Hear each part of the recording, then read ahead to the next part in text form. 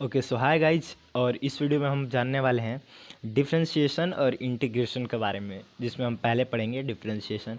अगर आप कक्षा 11वीं में हैं और आप आईआईटी जेई या किसी नीट या किसी कॉम्पिटिटिव एग्ज़ाम की तैयारी कर रहे हैं तो ये दोनों टॉपिक जो हैं ये आपके लिए बहुत ही इंपॉर्टेंट है, डिफरेंशिएशन और इंटीग्रेशन। और हम इनको कोशिश करेंगे जल्दी से जल्दी ख़त्म करने की।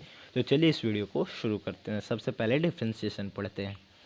तो डिफरेंशिएशन में डिफरेंशिएशन को ऐसे डिनोट किया जाता है डी बाई डी एक्स से, और वाई का मतलब है कि वाई का डिफरेंशिएशन हो रहा है यहाँ पर। अच्छा, डिफरेंशिएशन इस पूरे स्टेटमेंट का मतलब है डिफरेंशिएशन ऑफ वाई, वाई का डिफरेंशिएशन हो रहा है with respect to x, x के रिस्पेक्ट में। ओके, तो चलिए आगे बढ़ते हैं, तब आपको और इसके बारे में समझ में आएगा। अभी तो बस एक ये स्टेटमेंट है। Okay, so let us suppose आपको x की पावर n जो है स्टेटमेंट या एक्सप्रेशन, इसको डिफ्रेंशिएट करना है। तो x की पावर n के आगे ऐसा सिंबल देंगे। ओके, सिंबल देंगे उसके बाद से, तो इसका डिफ्रेंशिएशन क्या होता है? इसका डिफ्रेंशिएशन ये होता है n x की पावर n-1। देखिए बेसिकली कुछ फार्मूलेज हैं, 8 से 10 फार्मूलेज हैं जिनको आपको याद कर लेना है। उसी से रिगार्डिंग जो आपके क्वेश्चन आएंगे उसी से रिलेटेड आपको उनको करते चलना है। और इससे मेन इसका मोटिव है क्वेश्चंस पे फोकस करना। तो अगर आप क्वेश्चन इसके बना लेते हैं इन फार्मूलों से तो समझिए आपको ये टॉपिक समझ में आया है। तो आप पहले इसके पहले ही टॉपिक के क्वेश्चन को देखिए। लेट अस सपोज ये क्वेश्चन देखिए, x की पावर 12 वाला। अब इसको आपको डिफ्रेंशिएट करना है। डिफ्रेंशिएट करना है तो डी बाई डी एक्स लगाएंगे। फिर अब देखिए जब यहाँ डिफ्रेंशिएशन किए हम लोग तो x की पावर n का डिफ्रेंशिएशन कितना आया? जो पावर था वो आगे चला आया और x की पावर में से एक घट गया। तो पावर यहाँ पे क्या है? 12। तो 12 क्या होगा? आगे चला आएगा, या आ गया 12, और आने के बाद x की पावर 12 में से एक घट जाएगा। तो 12 x की पावर 12 में से एक गया 11। आपको ये समझ में आया कि नहीं कमेंट करके बताइएगा। और अगर आ गया तो आपको ये चैप्टर धीरे धीरे समझ में आ रहा है। चलिए आगे देखते हैं, आगे कुछ और फॉर्मूले देखते हैं और फिर उनके क्वेश्चंस देखेंगे। देखिए साइन एक्स को जब डिफ्रेंशिएट करते हैं तो आपको मिलता है कॉस एक्स। कॉट एक्स को जब डिफ्रेंशिएट करते हैं तो मिलता है माइनस कॉसेक स्क्वायर एक्स। और कॉस एक्स को डिफ्रेंशिएट करते हैं तो मिलता है minus sine x. Log x को डिफ्रेंशिएट करते हैं तो मिलता है 1/x। उसके बाद से और नीचे देख लेते हैं, टेन एक्स को डिफ्रेंशिएट करते हैं तो मिलता है सेक स्क्वायर एक्स। और सिर्फ एक और वन एंड ओनली एक ऐसा चीज़ है जिसको डिफ्रेंशिएट करने पर उसमें कोई बदलाव नहीं आता है, वो है ई की पावर एक्स। ई की पावर एक्स को आप डिफ्रेंशिएट करेंगे तो उसका डिफ्रेंशिएशन ई की पावर एक्स ही होगा, कोई चेंज नहीं होगा। और सेक एक्स का होता है सेक एक्स टेन एक्स। समझ में आया? अच्छा, एक दो और चीज़ें जो मैं ऐड कर देता हूँ कि अगर के एक्स लिखा है तो उसका डिफ्रेंशिएशन होगा, वो होगा के, क्योंकि x का डिफ्रेंशिएशन होता है 1। अब के एक्स में के एक्स जैसे यहाँ पे 46x लिखा है, 46x, तो इसका डिफ्रेंशिएशन सिर्फ 46 होगा। x का डिफ्रेंशिएशन 1 हो जाएगा और कांस्टेंट बाहर आ जाता है। ठीक है, अगर सिर्फ यहाँ पे 46 लिखा होता तो इसका डिफ्रेंशिएशन कितना होता? 0। कोई भी अंक कांस्टेंट या अंक का डिफ्रेंशिएशन हमेशा 0 होता है। जैसे यहाँ पे लिख दे कि 555, इसको डिफ्रेंशिएट करो तो इसका डिफ्रेंशिएशन कितना होगा? 0। अच्छा, अगर यहीं लिख दे 555x, इसको डिफ्रेंशिएट करो तो इसका डिफ्रेंशिएशन कितना होगा? 555, क्योंकि x का डिफ्रेंशिएशन हो जाएगा 1 और कांस्टेंट तो बाहर आ जाएगा। सिर्फ कांस्टेंट हो तो इसका डिफ्रेंशिएशन 0 होगा। चलिए आगे बढ़ते हैं। तो अभी तक आपको समझ में आया? आगे मैं आपसे कुछ सिंपल क्वेश्चन पूछूंगा, आप उनके जवाब देते चलेंगे और जल्दी से हम लोग इस चैप्टर को निपटाने लगेंगे। अच्छा, आगे बढ़ने से पहले मैं आपसे ये क्वेश्चन पूछता हूँ, साइन एक्स का डिफरेंशिएशन क्या होगा? पिछले पेज पे आपने देखा मैंने कुछ फॉर्मूले लिखे थे, उनमें से ये भी लिखा था, इसका भी। तो साइन एक्स का डिफरेंशिएशन होता है cos x. Okay, cos x का डिफरेंशिएशन इसका भी लिखा था माइनस साइन एक्स। ओके, और इसका डिफरेंशिएशन क्या होगा ये नहीं लिखा था मैं, आपको दिखाता हूँ फिर से। इसका डिफ्रेंशिएशन कहीं लिखा है sine x into cos x, कहीं है? कहीं भी नहीं है ना। देखिए, तो अभी तक हमने क्या किया, सिंगल सिंगल का तो पता है, साइन एक्स का पता है कॉस एक्स होता है, कॉस एक्स का पता है माइनस साइन एक्स होता है। लेकिन ये जो एलिमेंट लिखा है या ये जो फंक्शन एक्सप्रेशन लिखा है साइन एक्स कॉस एक्स, इसका डिफ्रेंशिएशन क्या होगा? तो इसके डिफ्रेंशिएशन के लिए अब फॉर्मूले देखेंगे हम लोग। फॉर्मूले क्या? जैसे साइन एक्स का पता है अलग से, कॉस एक्स का अलग से पता है कि इसका कॉस एक्स होगा, इसका माइनस साइन एक्स होगा। लेकिन जब दोनों एक साथ गुणा में है, मल्टीप्लाई में है, तब इनका क्या होगा? तो उसके लिए हम लोग इस फॉर्मूला के यूज करेंगे। यहाँ देखिए u एक फंक्शन है और v एक फंक्शन है। जब दो फंक्शन गुणा में हो तो उनका डिफ्रेंशिएशन ऐसे होता है, फर्स्ट को रखते हैं, सेकेंड का डिफ्रेंशिएशन करते हैं D by D x, plus फिर सेकेंड को रखते हैं और फर्स्ट का डिफ्रेंशिएशन करते हैं D you by D x. जैसे इसी क्वेश्चन में आप देखिए, यहाँ साइन एक्स है और कॉस एक्स है, दो फंक्शन है, साइन एक्स को मान लेंगे u, कॉस एक्स को मान लेंगे v। अब इस फॉर्मूला में रख देंगे वैल्यू, साइन एक्स u है वैसा का वैसा है, रख देंगे। v को क्या किया गया है? v को डिफ्रेंशिएट किया गया है, तो कॉस एक्स को डिफ्रेंशिएट करेंगे, प्लस v वैसा का वैसा है तो v रख देंगे। फिर u को डिफ्रेंशिएट किया गया है, तो u का क्या है? साइन एक्स है, तो साइन एक्स को डिफ्रेंशिएट करेंगे। आया समझ में? तो इस क्वेश्चन को करेंगे हम ऐसे। अच्छा, यहीं ऐसे दिया होता sine x divided by cos x, तो क्या करते हैं? Sine x divided by cos x. तो उस केस में sine x divided by cos x अगर दिया होता तो हम ये वाला फार्मूला लगाते, साइन एक्स को u मानते, कॉस एक्स को v मानते और इस फॉर्मूले में वैल्यू रख देते। इसका मतलब है डिफ्रेंशिएशन। ठीक है, ये डी डी लिखा है, इसका मतलब है उसको डिफ्रेंशिएट करना है, पहले u को फिर v को, बीच में माइनस, नीचे v स्क्वायर। ओके, आया समझ में कैसे फॉर्मूले यूज करने हैं? Very good.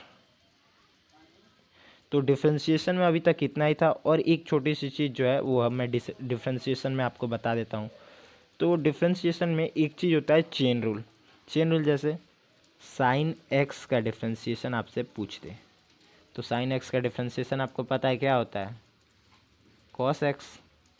लेकिन अब इसमें थोड़ा और चेंज कर दे, साइन 4x का डिफ्रेंशिएशन पूछ दे, तो इसका डिफ्रेंशिएशन क्या होगा? Cos 4x। ऐसा आप सोच रहे हैं? गलत है, क्योंकि साइन एक्स का तो कॉस एक्स होगा या साइन बी का कॉस बी होगा। ठीक है, कोई दिक्कत नहीं। लेकिन फिर बी का जो अंदर का भी रूल, चेन रूल, ये कहता है कि सबसे पहले बाहर वाले का डिफ्रेंशिएशन करेंगे, तो साइन का डिफ्रेंशिएशन होता है कॉस, फिर उसके अंदर क्या है? साइन के अंदर क्या है? 4x, तो 4x का डिफ्रेंशिएशन क्या होगा? जैसे इस केस में देखिए, इस केस में साइन का डिफ्रेंशिएशन क्या होता है? कॉस, और साइन के अंदर क्या है? x का डिफ्रेंशिएशन क्या होता है? 1। तो 1 तो कहीं दिख नहीं रहा है, क्योंकि 1 से किसी में भी गुणा कराएंगे तो मल्टीप्लाई कराएंगे तो वो इनविजिबल हो जाएगा या नहीं दिखेगा। बट यहाँ 4x है, साइन का कॉस हो गया, और अंदर क्या है? 4x। 4x का डिफ्रेंशिएशन क्या होगा? 4x का डिफ्रेंशिएशन क्या होगा? ठीक से याद करिए, अभी कुछ देर पहले मैं बताया था कि 46x हो, उसका डिफ्रेंशिएशन करेंगे तो सिर्फ 46 होगा, क्योंकि x का डिफ्रेंशिएशन क्या होता है? 1 होता है। तो 4x का डिफ्रेंशिएशन कितना होगा? 4 होगा, क्योंकि x का डिफ्रेंशिएशन 1 हो जाएगा और 4 वैसा का वैसा रह जाएगा, तो यहाँ एक 4 बाहर आएगा। तो यही चेन रूल होता है। जैसे एक और चीज़ मैं दिखाता हूँ, e की पावर 6x का डिफ्रेंशिएशन करिए, तो हमको पता है कि e की पावर x का जो डिफ्रेंशिएशन होता है वो e की पावर x ही होता है। यही एक फंक्शन है जिसका डिफ्रेंशिएशन चेंज नहीं होता। ठीक है, तो सबसे बाहर है e, तो e का डिफ्रेंशिएशन e ही होता है, तो लिख दे e की पावर 6x। उसके बाद e के अंदर क्या है? e के अंदर है ये 6x। 6x का डिफ्रेंशिएशन कितना होगा? 6। आया समझ में? Very good. अच्छा, अब थोड़ा सा और चेंज करते हैं, e की पावर 6x स्क्वायर। ठीक है, फिर से क्या करेंगे? चेन रूल, सबसे बाहर से अंदर जाएंगे। सबसे बाहर क्या है? e का डिफ्रेंशिएशन क्या होता है? e ही होता है, तो e लिख दिए पूरा। अच्छा, e के अंदर क्या है? 6x square. अब 6x स्क्वायर का डिफ्रेंशिएशन करके यहाँ लिख देंगे तो हो जाएगा। 6x स्क्वायर का कैसे करेंगे? 6x स्क्वायर का डिफ्रेंशिएशन में 6 बाहर आ जाएगा, और x स्क्वायर का डिफ्रेंशिएशन क्या होगा? इस फॉर्मूले से करेंगे एन एक्स की पावर n-1 वाला आंसर जो आता है वो। तो इसका डिफ्रेंशिएशन होगा 2 आगे आ जाएगा और x की पावर 2-1, तो 6 × 2 यानी 6 दूना 12 और x की पावर 1। तो ये कितना है इसका डिफ्रेंशिएशन 6x² का 12x, तो इसको लिख देंगे यहाँ। तो इसका आंसर आ गया 12x e की पावर 6x²। तो ऐसा भी आंसर आ सकता है, चेन रूल को फॉलो करिए, सबसे पहले बाहर फिर उसके अंदर, और अगर उसके अंदर भी कुछ है तो उसके अंदर भी जाएंगे। डिफरेंशिएशन समझ में आया, अब इंटीग्रेशन पढ़ेंगे। सो नेक्स्ट टॉपिक जो है वो है इंटीग्रेशन। इंटीग्रेशन जो है, अब यहाँ सेंटेंस से देखिए, it is opposite of differentiation. Differentiation का ठीक उल्टा है। अगर डिफरेंशिएशन मतलब छोटा करना या छांटना होता है, तो इंटीग्रेशन मतलब बढ़ाना या जोड़ना होता है। अब इंटीग्रेशन को इस सांप के चिन्ह से दिखाते हैं, जो सांप जैसा साइन दिख रहा है आपको। और इंटीग्रेशन ऐसे होता है, कोई फंक्शन दिया, अगर उसका इंटीग्रेशन करना है तो इंटीग्रेशन fx फंक्शन और एक आगे dx लगाया जाता है x के रिस्पेक्ट में अगर कर रहे हैं तो। जैसे वहाँ मल्टीप्लाई में dx लगाते थे ना, नीचे सॉरी डिवाइड में, वैसे यहाँ मल्टीप्लाई में dx होगा। और डिफ्रेंशिएशन का एकदम उल्टा है, मतलब जैसे अगर log x का डिफ्रेंशिएशन हो रहा था 1/x, तो 1/x का अगर इंटीग्रेशन करेंगे तो हो जाएगा log x। तो सारे फॉर्मूले के उल्टे, जैसे sin x का होता था cos x, तो वहाँ पे cos x का हो जाएगा -sin x। सेम सबका उल्टा होते जाएगा, ठीक है, क्योंकि ये डिफ्रेंशिएशन का उल्टा होता है। अच्छा, अब यहाँ पे यही फार्मूला देख लीजिए। फार्मूला होता है इंटीग्रेशन x की पावर n का, ये x की पावर n+1/n+1। ओके, तो अब यहाँ पे x² को इंटीग्रेट कर रहे हैं, तो x² को इंटीग्रेट कर रहे हैं तो n क्या है 2, तो आंसर क्या होगा x की पावर n+1 यानी x की पावर 2+1 डिवाइडेड बाई n+1 यानी कि 2+1, और एक कांस्टेंट ऐसे +c करके लिख देंगे किसी भी सवाल में। तो आंसर क्या हो जाएगा x की पावर 3/3। तो ये समझ में आया आपको, आगे बढ़ते हैं। अब जैसे उसमें हमने कुछ फार्मूलेज आपको दिए थे कि जो इम्पोर्टेंट थे, वैसे ही इस यहाँ पे भी कुछ इम्पोर्टेंट फार्मूलेज हैं जिनको आप ले सकते हैं स्क्रीनशॉट या नोट्स में अपने कॉपी कर सकते हैं, जिनका यूज आप करेंगे। जैसे ये वाला फार्मूला अभी हमने यूज किया x की पावर n का, x की पावर n+1/n+1+c। cos x का इंटीग्रेशन होता है sin x का इंटीग्रेशन होता है -cos x। tan x का डिफ्रेंशिएशन हो रहा था sec² x, अगर याद करें तो sec² x का इंटीग्रेशन क्या होगा tan x। सब उल्टा हो जाएगा, बताया था ना। अच्छा, और ऊपर उठा के देख लेते हैं। ये सारे फॉर्मूले आपको याद रखने हैं, अगर इस टाइप के क्वेश्चन आएंगे तो आपको बहुत हेल्प मिलेगी। चलिए आगे बढ़ते हैं। आगे ये वाला जो पोर्शन है, ये इसको बोलते हैं इंटीग्रेशन बाय पार्ट्स। तो ये लास्ट पोर्शन है हमारा इंटीग्रेशन में, तो इसको ध्यान से पढ़ लेते हैं। इंटीग्रेशन बाय पार्ट्स क्या होता है देखते हैं। तो इंटीग्रेशन बाय पार्ट्स ये होता है कि जैसे आपको याद हो, अगर तो हमने क्वेश्चन किया था ये वाला sin x into cos x का डिफ्रेंशिएशन, तो हम क्या बोले थे कि उसको करेंगे u इंटू वी रूल से। सेम अगर ऐसा आ जाए कि sin x का, तो आपको पता है इंटीग्रेशन क्या होता है -cos x, तो अगर इंटू कॉस एक्स आ जाए इंटीग्रेशन में तो क्या करेंगे dx, तो उसके लिए क्या करना पड़ेगा। तो सेम जैसे वहाँ u इंटू वी रूल था, वैसे ही यहाँ पे इंटीग्रेशन बाय पार्ट्स है। तो इसमें क्या करेंगे, एक जो फर्स्ट मानेंगे पहले वाले फंक्शन को, दूसरे को सेकंड, किसको फर्स्ट किसको सेकंड मानना है ये इस रूल से देखेंगे, आई लेट।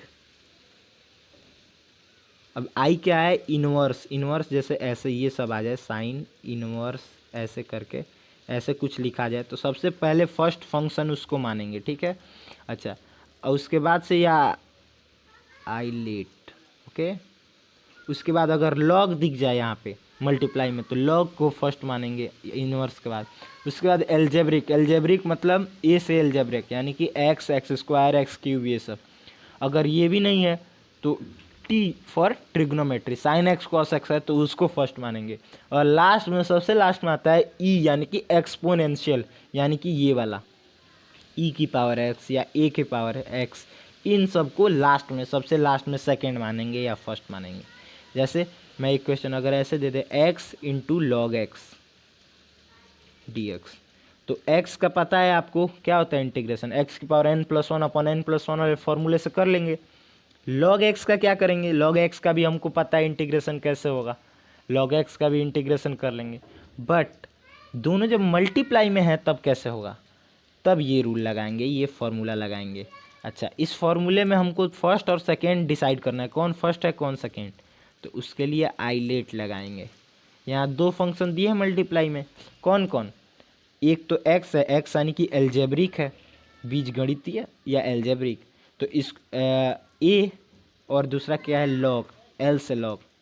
तो देखिए इसमें पहले एल आ रहा है कि ए आ रहा है, पहले एल आ रहा है, तो लॉग को फर्स्ट मानेंगे और इसको सेकेंड।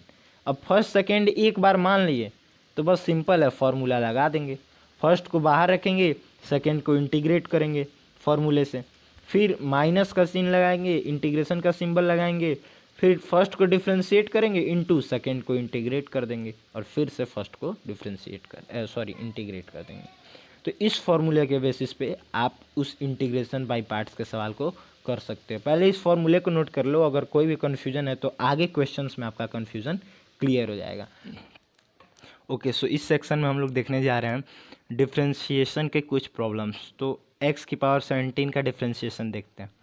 तो आपको पता होगा फॉर्मूला x की पावर n के डिफ्रेंशिएशन का क्या होता है, n x raise to the power n minus one, उसी दिन लिखवाया था पिछले लेक्चर में। तो इसको करेंगे 17 आगे आ जाएगा, x की पावर 17 माइनस वन यानी कि 16। ओके, तो इस क्वेश्चन को आप खुद से करिए। साइन एक्स का डिफ्रेंशिएशन होता है कॉस एक्स, उस दिन फॉर्मूले, ये जो बेसिक फॉर्मूले हैं इनको याद करना पड़ता है, बताया था। टेन एक्स का होता है sec square x. Log x का डिफ्रेंशिएशन क्या होता है याद करिए, लॉग एक्स का डिफ्रेंशिएशन होता है 1/x। अब ये 6 नंबर जो क्वेश्चन, ये थोड़ा स्पेशल है, इसको आप चाहें तो पॉज करके ट्राई कर सकते हैं, हो जाए तो बहुत बढ़िया, वरना मैं बता देता हूँ। लॉग का डिफ्रेंशिएशन होता है 1/x, तो अंदर वाला तो x की जगह 4x तो हो जाएगा। उसके बाद से ये मैं बताया था, जब भी यहाँ ऐसा कुछ दिखे तो इसको चेन रूल से कहते हैं। सबसे पहले बाहर वाला लॉग हो गया, उसके अंदर क्या है 4x का डिफ्रेंशिएशन क्या होगा, 4, क्योंकि x का 1 हो जाएगा और 4 तो बाहर आ जाएगा, कांस्टेंट है तो 4 से 4 कट जाएगा, डिफ्रेंशिएशन आ जाएगा 1/x। ये समझ में आया, चेन रूल के थ्रू ही होता है सारे क्वेश्चंस। बस जैसे इसमें भी लॉग का क्या होगा 1/x, और x पहले बाहर लॉग था उसका के लिए x अंदर है, उसका डिफ्रेंशिएशन क्या होगा, x का डिफ्रेंशिएशन 1, तो उससे कोई फ़र्क नहीं पड़ेगा। लेकिन इन सब केसेस में फ़र्क पड़ रहा है, तो सबको चेन रूल से ही करते हैं। अच्छा, उसके बाद से ये जो क्वेश्चन है ये u इंटू वी वाले फॉर्मूले से आपको लिखवाया था उस दिन डिफ्रेंशिएशन के लेक्चर में, तो आप उससे देख के उस फॉर्मूले से इसको कर सकते हैं, और ये u/v वाले फॉर्मूले पे होगा। इसलिए इन दोनों क्वेश्चन को दिया हूँ कि आप उन दोनों फार्मूले को भी प्रैक्टिस कर सकें। वैसे मैं बता देता हूँ फार्मूला क्या था, क्वेश्चन को मैं बता देता हूँ, 7th को 8th को आप ट्राई करिएगा u/v वाले फार्मूले से। तो 7th क्वेश्चन में x को फर्स्ट u मानेंगे, इसको v। अच्छा, फिर x रह जाएगा, साइन x का डिफ्रेंशिएशन क्या होता है cos x, प्लस फिर साइन x रह जाएगा और x का डिफ्रेंशिएशन क्या हो जाएगा 1। ये इसका आंसर हो जाएगा। फार्मूला एक बार आप देख लोगे तो ये भी मेथड आपको समझ में आ जाएगा। ओके, 8वां आप खुद से करेंगे, हो जाए तो आंसर कमेंट में डाल देंगे। इंटीग्रेशन के भी कुछ क्वेश्चन हैं, देख लेते हैं इनको। अब पहला क्वेश्चन है 15x raise to the power 14। आपको x की पावर n का डिफ्रेंशिएशन पता है ना क्या होता है, x की power n+1 divided by n+1। तो बहुत सिंपल है, इसको 15 तो बाहर आ जाएगा, कांस्टेंट है, तो x की पावर 14, 14 का क्या होगा x की पावर 14+1 डिवाइडेड बाई 14+1, यानी 15x की पावर 15/15। 15 से 15 कट गया, आंसर क्या आया x की पावर 15, और एक प्लस c लास्ट में जोड़ देते हैं हमेशा। ओके, तो ये हो गया। अब दूसरा आप ऐसे ही करेंगे खुद से। थर्ड वाला आपको याद ही होगा फॉर्मूला क्या होता है, साइन एक्स का क्या होता है integration, minus cos x. Okay, ठीक है। तो अब सेक स्क्वायर एक्स का, ये चौथा क्वेश्चन स्पेशल है तो इसको मैं बता देता हूँ। सेक स्क्वायर एक्स का हम लोग जनरली पढ़े हैं, फार्मूला क्या होता है 10x। बट इसमें स्पेशल क्या है कि यहाँ अंदर x नहीं है, अंदर क्या है 2x है। तो अब इस केसेस में जब x के साथ मल्टीप्लाई में होता है, इंटीग्रेशन हो रहा हो, इंटीग्रेशन का सिंबल है ना, तो ये कांस्टेंट से डिवाइड हो जाता है। जैसे इसमें क्या होगा, सेक स्क्वायर एक्स का क्या होता है 10x, 10x कितना है 2x है। ओके, अब इसमें कांस्टेंट कितना है अंदर 2, तो इससे डिवाइड हो जाएगा। अगर यही डिवाइड में रहता तो मल्टीप्लाई हो जाता, इसमें उल्टा चलता है।